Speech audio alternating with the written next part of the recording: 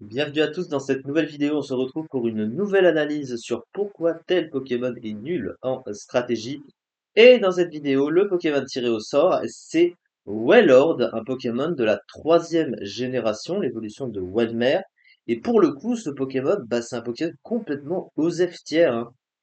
Un Pokémon qui n'a pratiquement jamais été vu, alors peut-être au début quand il y avait moins de type eau et encore, parce que Wailord, c'est un Pokémon qui est vraiment très mauvais en stratégie. Il était extrêmement bas en huitième génération, il n'est pas revu en objet, et il était 161e quand même. Il était derrière Dolman et Maractus, donc Maracatchi, avec 0,08% du tiers. C'est quand même incroyable pour ce Pokémon. Il est moins joué que Porygon et Regigigas, même Luxray, Octillery. Vous voyez, les Pokémon qui sont juste au-dessus là, c'est parmi les pires Pokémon du jeu. Il y a même Pikachu qui est au-dessus. Donc voilà, il y a vraiment un gros problème avec ce Pokémon et on va essayer de comprendre pourquoi. Alors, premièrement, le type. Il a le type eau pur. Le type eau, c'est un bon type en stratégie.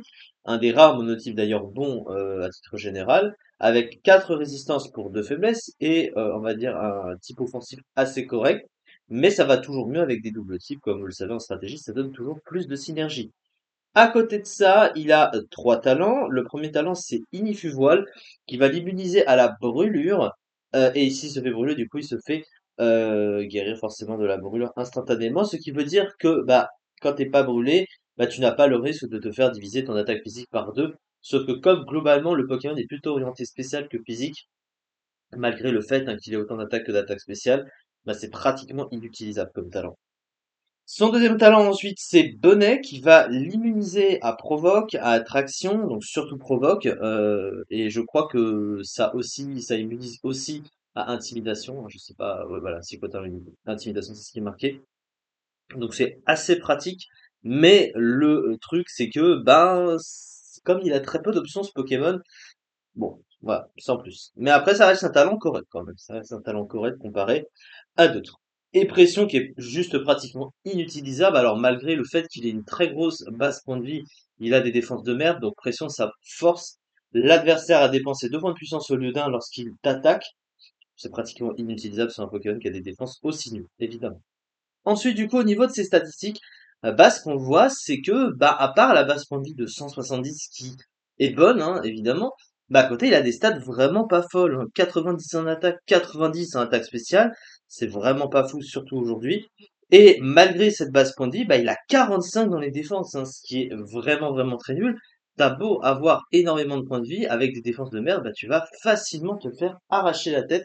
Donc c'est vraiment pas ouf. Et la vitesse ne rattrape même pas ça puisqu'il a que 60 de vitesse. Le Pokémon est aussi rapide que le Vénard, donc c'est quand même compliqué à justifier. La quasi-totalité des Pokémon offensifs, même certains Pokémon défensifs, le dépassent et peuvent facilement le tuer du fait de sa mauvaise défense. Donc c'est vraiment très compliqué pour ce Pokémon.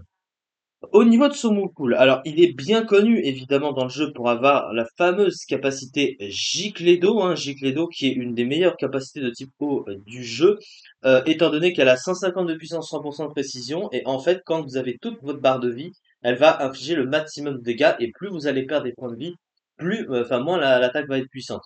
Le gros souci, c'est que il a clairement pas les stats pour s'en servir, il est plus lent, enfin il est assez lent même avec un Scarf, tu te feras forcément dépasser par un autre Scarf plus rapide déjà de base. Et comme le Pokémon, il a de très mauvaises défenses, il va souvent se faire taper avant d'agir. Et donc, du coup, le Water Smooth, donc le gilet d'eau, va être moins fort. Donc, c'est vraiment pas ouf.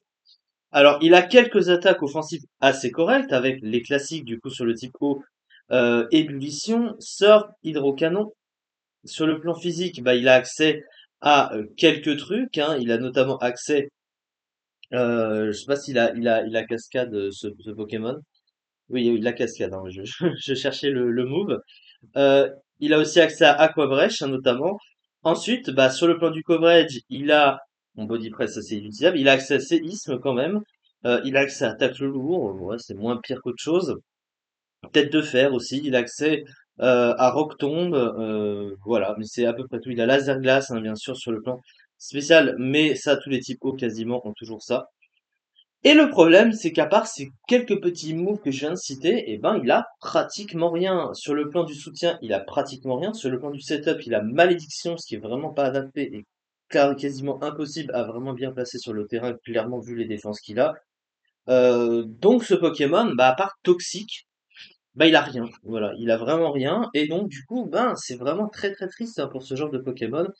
Et il va forcément se faire comparer à une majorité de Pokémon de type eau qui vont très largement le dépasser sur le plan des options, des stats et du reste. Le type eau, c'est le type le plus représenté du jeu.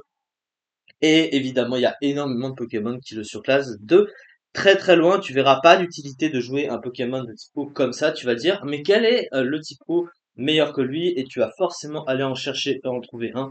Donc lui, malheureusement, bah c'est vraiment pas bon. C'est vraiment pas bon du tout.